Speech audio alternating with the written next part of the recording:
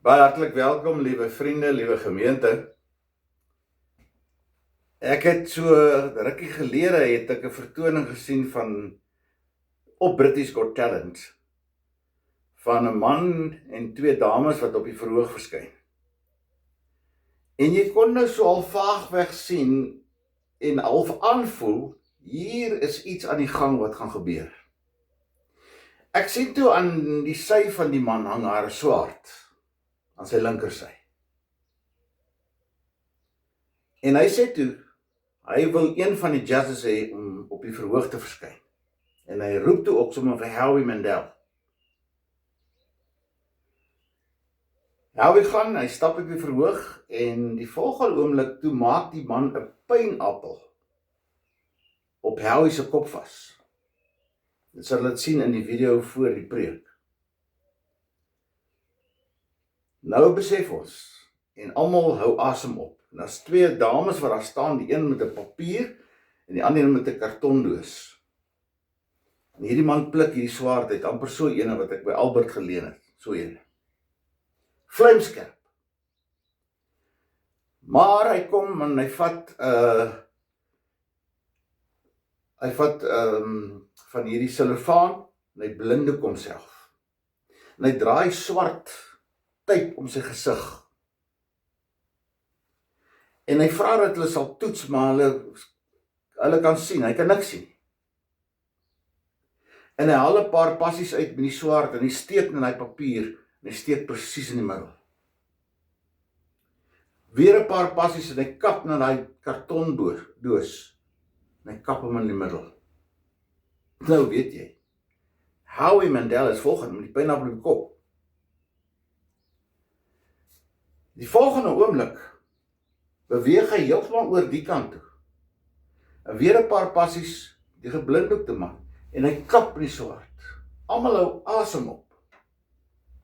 En hy kap daai pynappel net die bo uit sy kop middeldeer. Die vraag is, sal ek en jy bly staan het? Ek dink nie so nie. Die vraag is aan die ander kant, hoekom het Howie bly staan? Maar laat ek eers vir julle 'n paar gedeeltes lees in die Bybel. Spreuke 3. Vertrou volkome op die Here. Vertrou volkome op die Here. Ken hom in al jou weë. 2 Korintiërs 5 vers 7. Want ons lewe deur geloof, nie deur om te sien nie. Hebreërs 11 is altyd die teks wat ons aanhaal wanneer ons praat oor geloof, né? Hebreërs 11 vers 1. Om te glo is om seker te wees van die dinge wat ons nie sien nie. Om oortuig te wees van die dinge wat ons op hoop en nie sien nie. En dan bietjie verder af word die verhale verstel van verskillende geloofshelde soos Abraham.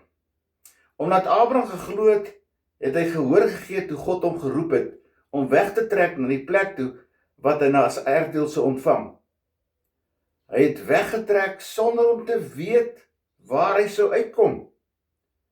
Omdat hy geglo het hy in die beloofde land gaan woon. Omdat hy geglo het en God vertrou het. Dit lyk vir my, die verhaal van die man met die swaard, is amper soos geloof. Of geloof is amper soos dit. Nee, geloof is net bietjie anders, net bietjie baie anders.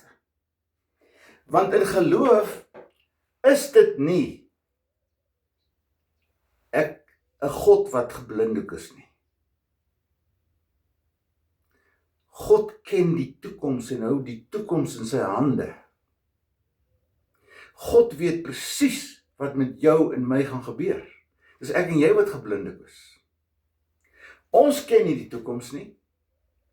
Ons beplan, ja, en is goed dat ons beplan, maar ons weet nie wat môre en oormôre gebeur nie. Daarom is geloof, sê die Woordeboek, 'n totale vertroue op God. En die Bybel sê dit ook. Vertroue dat God nie 'n fout gemaak nie.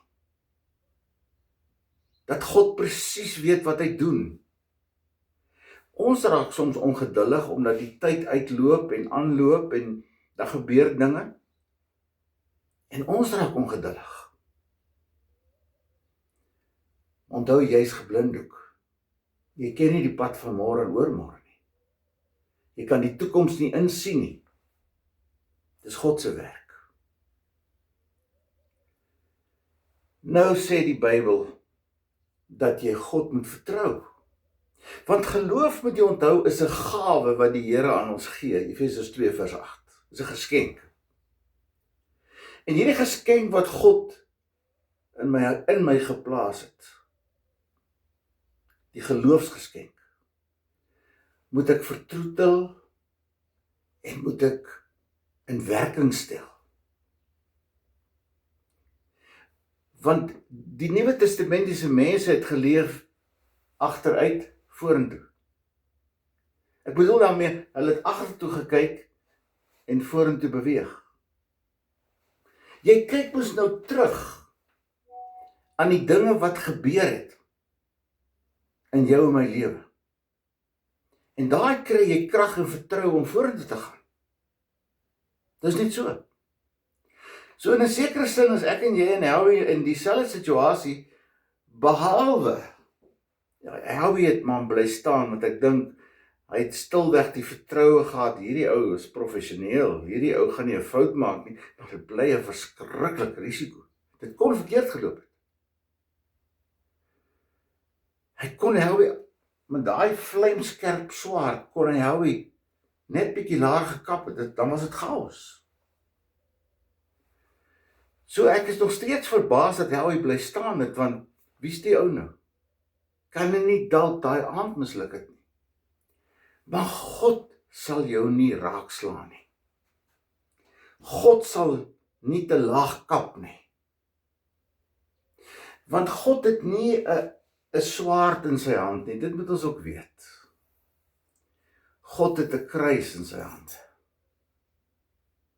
En die kruis drup nie eers meer van bloed nie. Die kruis skyn helder, want Jesus het gesterf en opgestaan in hy lewe. En op hierdie kruis wat God in sy hand het, staan daar, ek is lief vir jou, en vir jou, en vir jou. Dis God se boodskap. Hy het jou ontsettend lief. Dit moet ons weet. Al verstaan ek nie altyd wat gebeur in my en jou lewe nie, al is ek soms opgewerk en gefrustreerd dat dinge nie uitwerk nie, en ek vra die Here help tog nou hierso, moet jy weet, dat God hou die toekoms in sy hande, en sonder hierdie geloof, wat 'n gawe van God is, sonder om hierdie geloof in jouself te oefen, is dit onmoontlik om die Here te ken en te dien. Onmoontlik.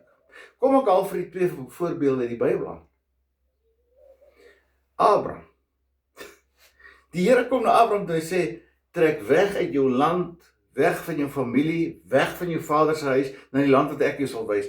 Nou moet jy onthou, Abraham se vader, Teran, was glad nie gelowig en hy het afgodsbeelde gedien. Ek is ook nie seker op daai stadium of Abraham God gedien het nie.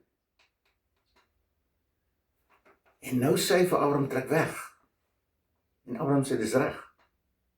En hy moet daai klomp mense van hom en familie en vriende en slawe en slavinne moet hy almal oortuig, ons trek. Waarheen Abraham, het jy GPS? Nee, ek het nie. Het jy 'n padkaart? Nee, ek het nie. Nou waarheen trek ons? Ek weet nie. Maar hy is so oortuigend dat hy hulle saamvat. En dan trek hulle. Die tweede ding wat in Abraham se lewe gebeur is, dat hy uiteindelik 'n seentjie kry op 'n hoë ouderdom. En nou sê die Here, gaan offer hierdie seentjie. Nou dink hy by homself, hierdie God vir my is dit maar net soos al die afgode, want die afgode vra dat jy jou kinders moet offer. So dat ek moet waarskynlik nou maar dieselfde ding doen. En nou loop hulle, kan jy jou indink, nou loop hulle na die berg toe, Abraham en Isak. En Isak vra vir Abraham, ons het nou die houtdier en alles en so aan, maar waar is die offerlam? Die Here sal voorsien. Sou jy dit doen? Nou loop hulle op die berg. Miskien het Isak kort gevra, pa, maar waar is die offervleis? Die Here sal voorsien. En nou kom hulle bo op die berg, hulle bou die altaar, en my volgende oomblik haal Abraham die swaard uit. En hy gaan sy eie seun vermoor. En as sy hand hoog opgelig word, wil afbring, dan sit 'n stem in die hemel en sê, stop Abraham. Wonder of 'n engel nie selfs gevat het aan sy hand nie. En hy sien 'n bokram wat vassit in die doringstruike. Dis geloof. Daarna dink ek het Abraham onwrikbaar begin glo. Kom ons vat nog 'n voorbeeld van Petrus, een van die impulsiewe disippels wat Jesus gehaat het. Hulle is op die meer van Galilea en daar's 'n storm. Die volgende oomblik sien hulle Jesus aangestap kom op die water. En dan sê Petrus as hy die Here herken, Here, ek wil ook graag na u toe loop. En die Here sê vir hom, kom. En hy klim in die boot en hy begin op die water loop, kan jy dink. En na 'n paar tree en dan sink hy. Hoekom sink hy? Want hy verloor sy vertroue in die Here. Hy hou op glo dat hy dit kan doen. Hy vertrou nie meer die Here. En is dan dat die Here hom aan die hand gryp en hom ophelp en sê, klein gelowige, waar is jou vertroue? Ons is soos Howie met 'n pineappel dalk op ons kop. Maar die verskil is tussen my en julle en Howie is dat ek is geblinddoek, nie God nie. God weet presies waar gaan my en jou paadjies heen. Hy ken wat vorentoe. 2 Korintiërs 5 vers 7 sê dan, ons leef deur geloof en nie om te sien nie. Ek en jy weet nie eens wat in die volgende 10 minute gaan gebeur nie. Ja, ons doen beplanning en is goed dat 'n mens beplanning doen en 'n mens moet beplanning doen. Maar die toekoms is in God se hande. Daarom moet ek in hom glo en op hom vertrou. Dink bietjie terug. Kom ons wees prakties. Dink net bietjie terug. Kyk net so bietjie terug in jou lewe, want die Nuwe Testamentiese mense het mos so geleef, deur terug te kyk en vorentoe te leef. So dink bietjie terug, wat het in jou lewe al gebeur? Moeilike dinge, gesondheid, 'n lewensmaat verloor, 'n kind dalk verloor, probleme met die beplanning van die toekoms, probleme met huisbou, probleme om op 'n ander plek jouself te gaan vestig. Dink maar aan al die goed wat jy al oorkom het. Wat jy destyds gedink het jy nooit ooit gaan regkry nie. Maar jy moet eerlik wees met jouself. Jy moet eerlik wees met jou vrees. Want 'n mens, as jy nou terugdink, selfs dalk daar op die oomblik waar jy sit en kyk, is dat dalk eienaar goed in jou lewe, né? Dinge wat jou seer maak, dinge wat ongemaklik is, dinge wat jy nie weet hoe om te hanteer nie, wat betref verhoudings, wat betref jou kinders, wat betref jou huwelik, wat betref jou gesondheid. Mens weet nie altyd om die goed te hanteer nie. En daarom kan 'n mens die Here vertrou en dit in sy hande laat, en ek en jy wik, maar God beskik. Vertrou die Here. En vir vertroue beteken natuurlik ook gehoorsaamheid, né? Jy moet jou geloof in werking stel. Dit help nie, jy sit net. Jy moet ook in die geloof waag, soos Abraham. Jy moet die geloof kan waag. Augustinus het eintlik die interessante ding gesê, ou kerkvader, hy sê, en God is herinnerbaar. God wil eintlik hê, dat ek en jy hom moet herinner, aan sy liefde vir my, aan sy trou, aan sy sorg.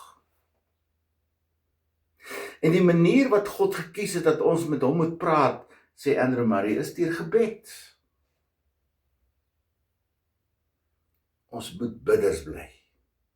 Ja, nie kampioenbidders nie.